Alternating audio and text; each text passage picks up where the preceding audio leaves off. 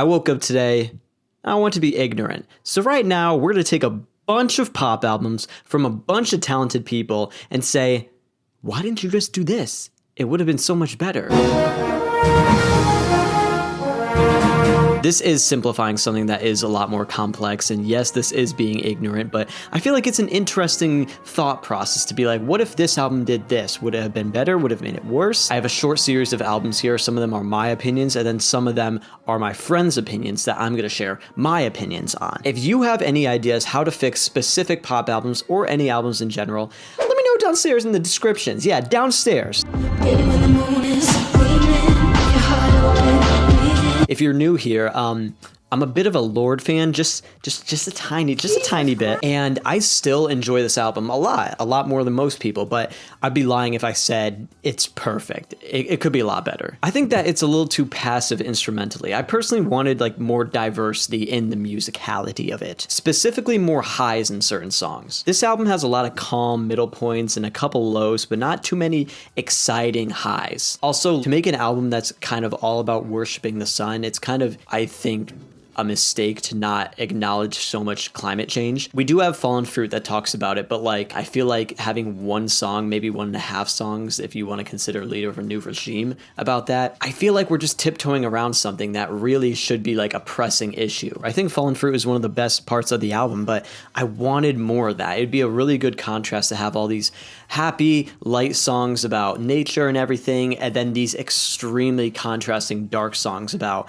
how we're misusing nature and how we're abusing it. It just doesn't feel like that issue is urgent, or as urgent as it is in real life. And most of the album doesn't feel too urgent in general. It feels like not as pressing as Pure Heroine, or not as like demanding that you have to listen to it as melodrama. This album almost feels like it's telling me, you don't have to listen to it. You don't have to like it if you don't want, but I do want it, and I want you to be like, this is good, you should listen to this. So this is from Jose. Shout out Jose. I love this album. I don't think there's anything too wrong with this album. But right now Jose says, cut the album to be shorter runtime / more cohesive to create a story. Songs like Crew Drawing, Hope Drunk, and Billions can be cut to create a cohesive sound and story.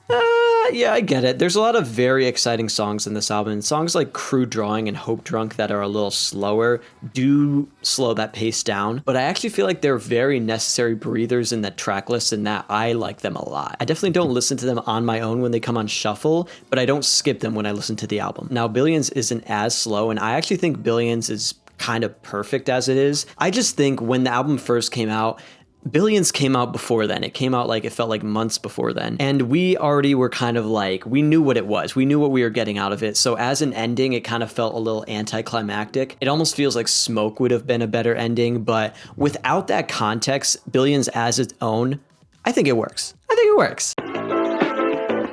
Let me preface this by, I've never listened to this album, but I've seen how it looks. And she's disgusting. I've talked about this before on my pop album covers tier list, but my God, this cover art sucks ass though. I like the color palette, and that's the only thing I like. I can't imagine how many people were drawn away from this album because of the cover.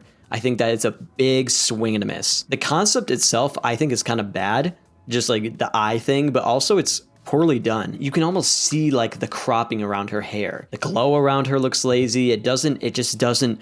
I would never see this in a store and be like, oh yeah, I want to buy that. Yeah, let me buy that. I can't imagine anyone else is like that either. Maybe it's a good album. I haven't listened, but I know it's not a good cover. I'm about to crash into the water. Now, I definitely like Crash a lot more than other people, but I'd be lying if I said it didn't sit on like the bottom half of Charli's discography. Now, why is that? Instead of going like forward with new pop sounds like she normally does, like, you know, the hyper pop stuff you find on Pop 2, Charli, How I'm Feeling, this album takes a step back and explores more sounds from the 80s, specifically like inspired by a lot of Janet Jackson. You can hear that in the music. It sounds good. This succeeds in making catchier tracks that are less innovative to what she's done before, but still good tracks. A lot of that album is very good. I personally love Constant Repeat, Move Me, Baby, and Lightning.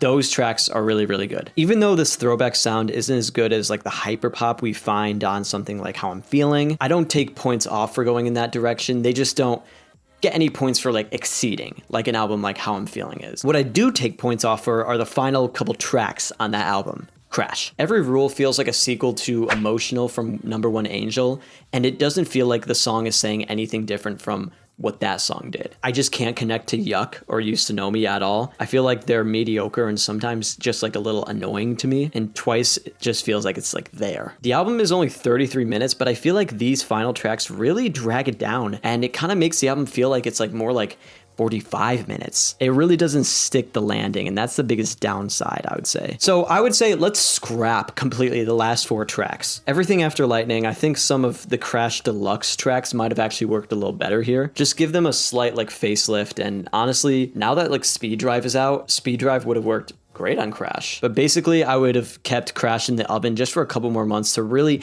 tinker out and get the best songs possible, because I think they were almost there. I think they just needed a couple more months. And I don't think it would be as good as Pop 2 just based on the concept alone, but we'd have a better album.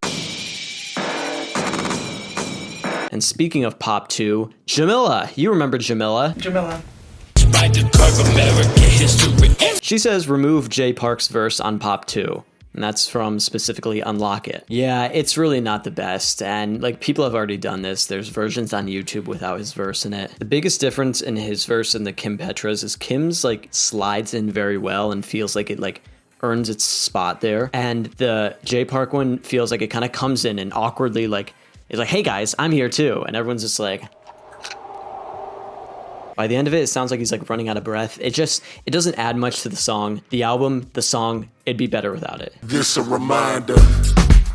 Next is Renaissance by Beyonce. Now, how can you fix Renaissance? I think it's already pretty good, but this is also from Jose, and he says, cut plastic off the sofa as sonically it doesn't work for me. That is a sizzling hot take, and yeah, it's a little more slower and it's a little more of a sensual track, but to me, it's just such a warm, inviting, sweet track that really earns its place where it is. It's got a great background groove to it. The lyrics are super sweet. It comes in at the right spot because I'm pretty sure Church Girl comes right before that, and Church Girl is a really high energy song, and you have a nice cool down right after it. It transitions really well into Virgo's groove. I get it if you think it like interrupts kind of the flow of the album, as in, oh, let's put this album on at a party.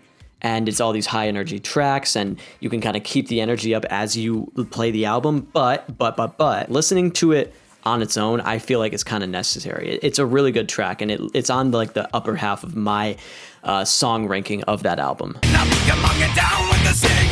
This is coming straight from Silas. You remember Silas? He says get rid of Welcome to New York and the album would be so much better. Apparently he hates the song. I mean, he just said get rid of the song and the album's better. Now, I would have loved to share my opinion on this, but I actually haven't listened to 1985 front to back. I've heard the hits of the album though, and I can kind of get an idea of how the album flows. It looks like, honestly, maybe if you put style first and then fed that into Blank Space, then Out of the Woods, that could work, but I really can't imagine just slicing the opener would make the album better. Those are all the albums that I have right now. Do you disagree with any of these, and do you have any of your own? What is some album that you would just tinker, fix a little, and it'd be so much better? Leave it down below in the comments, and I'm going to use it in a future video if this one's alright. Thanks for watching, guys. Stick around if you want to see a little more stuff like this. Bye bye.